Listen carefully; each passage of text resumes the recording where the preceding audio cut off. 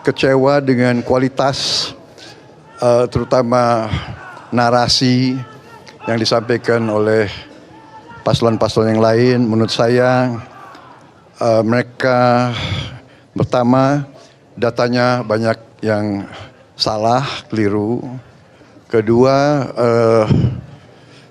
masalah pertahanan ini mau dipakai sebagai bahan mencari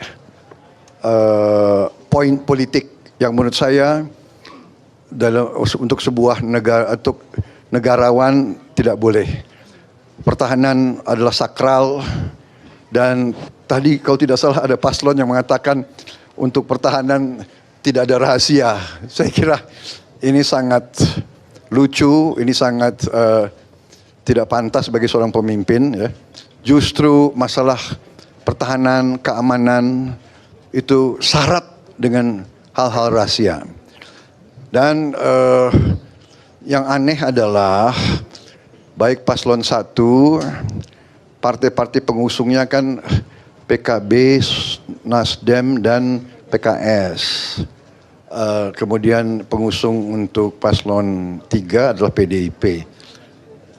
Dan P3, mereka semuanya ada dalam Komisi 1 DPR. Jadi semua masalah anggaran pertahanan dibahas di Komisi 1 DPR, diawasi, diperiksa bolak-balik, dan disetujui. Jadi mereka setujui. Jadi aneh. Jadi saya kira ini ini adalah teknik-teknik politik ingin mencari angka. Itu saya sampaikan. Yang pertama, kalau kita tujuannya mengabdi, kita harus memberi data yang benar. Jangan menyesatkan rakyat, dan jangan provokasi, dan jangan menghasut. Kedua, kita harus negarawan. Keselamatan bangsa di atas semua. Kita butuh kerukunan keselamatan. Jangan karena ambisi ingin jadi presiden, ingin jadi wakil presiden, seenaknya bicara. Ya, ini saya kira tidak pantas. Saya terus terang aja saya agak kecewa. Tapi sudahlah, tidak apa-apa. Saya percaya dengan rakyat, kami di depan rakyat yang punya akal, rakyat punya hati, rakyat yang akan menilai. Ya, saya kira demikian. Mengenai Palestina kita tegas, kita mendukung. Presiden sudah memberi petunjuk kepada saya. Setiap saat PBB minta, kita siap mengirim pasukan perdamaian, kita siap mengirim kapal rumah sakit, dan kita terus sampai sekarang pun melakukan kontak sama Mesir, kontak sama negara-negara yang berkepentingan di daerah situ. Saya kira prestasi Kementerian Pertahanan sangat jelas.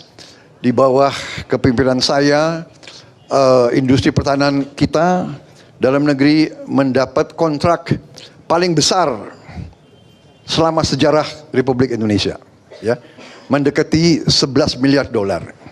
Kemudian industri pertahanan juga mulai mendapat laba yang juga cukup terbesar di Republik ini. Kita punya terobosan-terobosan banyak. Kita membangun kita bangun 24 rumah sakit, 25 rumah sakit di seluruh Indonesia dalam kurun waktu masa kepemimpinan saya. Kemudian kita membangun 4 fakultas di bidang sains, teknologi, engineering, matematika, fisika, kimia, biologi. Kita punya terobosan-terobosan di bidang air, juga di bidang perbenihan, kemudian juga nanti di bidang inovasi pemukiman murah untuk rakyat kita. Jadi banyak sekali prestasi kita, dan masalah barang-barang bekas itu saya kira juga menyesatkan. Alat-alat perang itu usianya rata-rata 30 tahun. Yang penting adalah usia pakai, flying hours, sailing hours, dan tentunya kita ingin yang terbaik, kita ingin termodern, tapi kenyataannya kadang-kadang kita perlu untuk memiliki alat-alat menutupi kekurangan sekarang. Saya kira intinya itu yang ingin saya sampaikan ya. Saya kira sudah jelas penjelasan saya. Mungkin Mas Gibran mau tambah? Tidak ada? Baik, saya kira tidak perlu tanya jawab ya, sudah jelas ya. Nanti pada saat kesempatan lain kita bisa lebih enak, lebih leluasa. Ya. Hah? Oh, dia nggak datang ke saya lebih tua dari dia. Saya lebih senior dari dia. Ya, oke, terima kasih. Soal konflik di Gaza, Bang Pak, sedikit Pak. Baik, terima kasih Pak Prabowo, Mas Gibran.